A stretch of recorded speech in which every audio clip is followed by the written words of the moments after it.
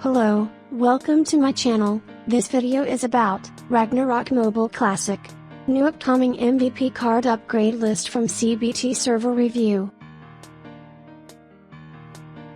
This video will let you know the upcoming MVP card upgrade list. Which one is worth to upgrade, and which one is not worth to invest. Do you know you can purchase in-game items at a cheaper price? You can save money with LDshop.gg. Ragnarok Mobile Classic, get top-up discount up to 20%. You can see the LDShop gives a cheaper price compared to in-game purchase. To recharge, just simply copy your in-game character ID from here. Then paste it to this website and pay. So simple. You can also recharge for your friend too, only need their character UID. Just wait a few moments, and you will receive the in-game item right away. Also, for some games that had the first-time top-up bonus, it can be activated if you recharge using LDshop. New user registered using my link on the description below will receive a 10% and a 5% off coupon, which will allow you to save a maximum of $50 US. ROM test server had added new branch of MVP card that can be upgraded in the future. The rule is still the same, cost the following mats to upgrade. F2P can easily get +3 upgraded MVP card by dismantling their unsellable MVP card. And the card stats is already decent and good to use. Dismantle MVP card will allow you get the Grand Core. You can get more multiple amount of Grand Core depending on the price of the MVP card. According to CBT patch note, will be a ton of MVP upgrade option available on the next update. Let's check it out. So, I will do a quick review with the MVP card upgrade that is available in test server. Live server might change, take it with a grain of salt. Baphomet card upgrade, it gives +2% damage to all races per upgrade, up to an extra 10% at +5. But, splash damage is no longer that good, after Master Skill had been released. The only class that needs splash now is Shadow Chaser MS2. But this is still optional by the way. Cobalt Leader card upgrade, it gives +3% physical damage per upgrade, up to an extra 15% at +5. Combo with its original passive physical damage life drain, this is a very good card for solo. But the life drain only absorbs 5% from the damage source. And the high-level instance and PvP all have a very high damage reduction buff, making the life drain amount not very high. This is optional.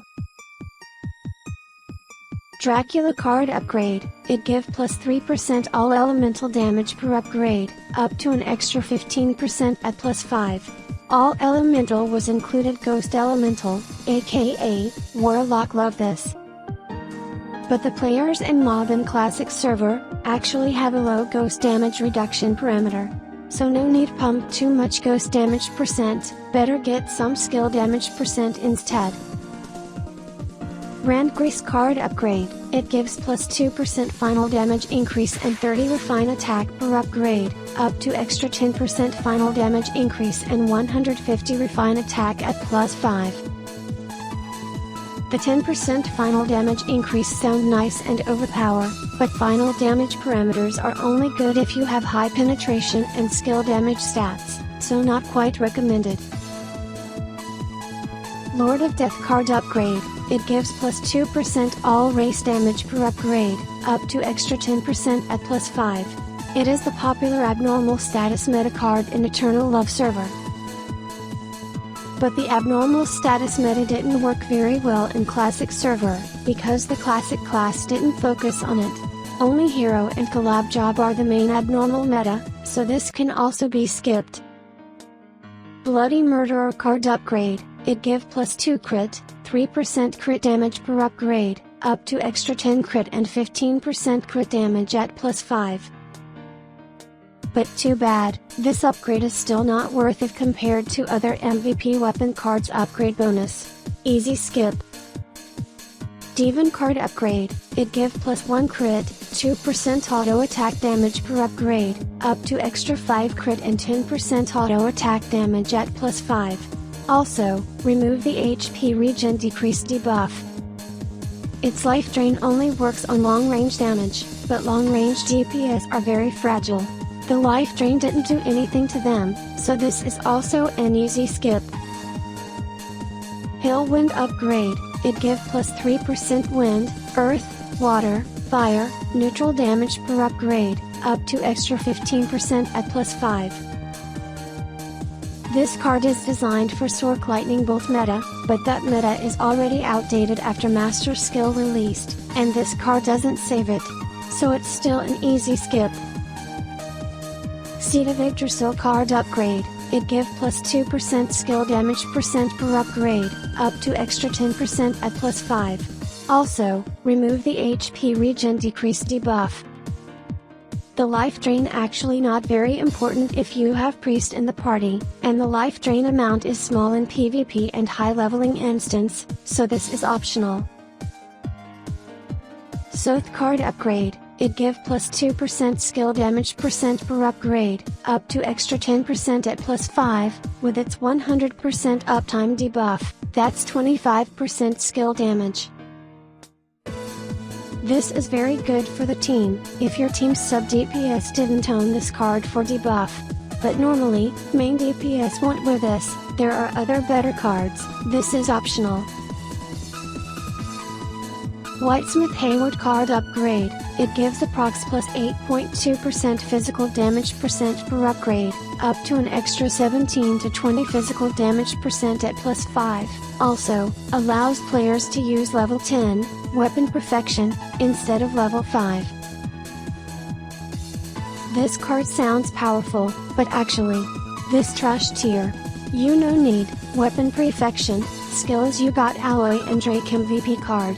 The 20% physical damage also not that good if compared to other weapon MVP card upgrade.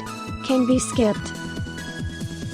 Kimura card upgrade. It give approx plus 1% magic damage percent and 1% magic crit per upgrade, up to extra 5 magic damage percent and 5% magic crit at plus 5. But however, this card is not must get for current meta. The reason you wanted to use this card is to replace the magic crit head or backwear. But there are no powerful head and backwear to replace those, at the moment. But, if the dev releases the Eternal Love server, powerful endgame headwear to classic server, this weapon card will become must get card for magic DPS. For now, it is not really a must get. Doppelganger card upgrade. It gives approx plus 2% auto attack damage per upgrade, up to an extra 10% auto attack damage at plus 5. With the card passive, it will be a total of 22.5% auto attack damage. There is also the Trust card upgrade, which provides 17.5% auto attack damage at plus 5. If combo with double, it will give an extra 10% auto attack damage.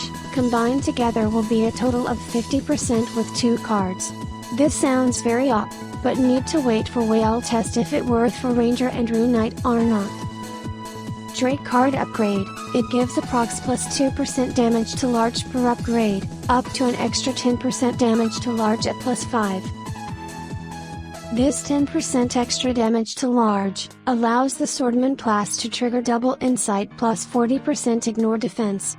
Without the Abyssal Mint, new headwear. Actually, plus 1 upgrade Drake card is already enough to trigger. Al Baron card upgrade. It give approx plus 2% auto attack damage per upgrade, up to extra 10% at plus 5. But too bad there are better cards than this, auto skip. Strauf card upgrade. It give approx plus 3% damage to all race per upgrade, up to an extra 15% at plus 5. This card is very good for PvE, but not PvP. So is it worth spending Genie on the PvE content only card? This is up to you. Free Oni card upgrade. It give approx plus 2% skill damage per upgrade, up to extra 10% at plus 5. Total of 20% skill damage per card. This is very overpowered for skill type DPS, must get if you don't have ignore defense issue. Spashare card upgrade. It give approx plus 2% max HP per upgrade, up to extra 10% max HP at plus 5. Total of 20% max HP. Since support class don't have other choice of card, can only upgrade this LOL. Rune Master Thanatos card upgrade. It gives approx plus 2% auto attack damage per upgrade, up to extra 10% at plus 5. But still trash, auto skip. Goblin Leader card upgrade. It gives approx plus 2% physical damage per upgrade, up to extra 10% at plus 5. But you need life drain if you have priest, only good for solo, but life drain amount is low when inside PvP and high level instances. This is optional. Bloody Knight card upgrade. It gives approx plus 2% auto attack damage per upgrade, up to an extra 10% at plus 5. But still trash, auto skip. Firelord Keho card upgrade. It gives approx plus 2% fire damage per upgrade, up to an extra 10% at plus 5. Total of 25% fire damage. But free Oni card gives 20% skill damage. It's way better than this one. Not really recommended? Stormy Knight card upgrade. It give approx plus 2% damage to all race per upgrade, up to extra 10% at plus 5. This card is mostly for PvP, with an added DPS bonus. Kinda good, but not really needed? Better spend any on another card upgrade.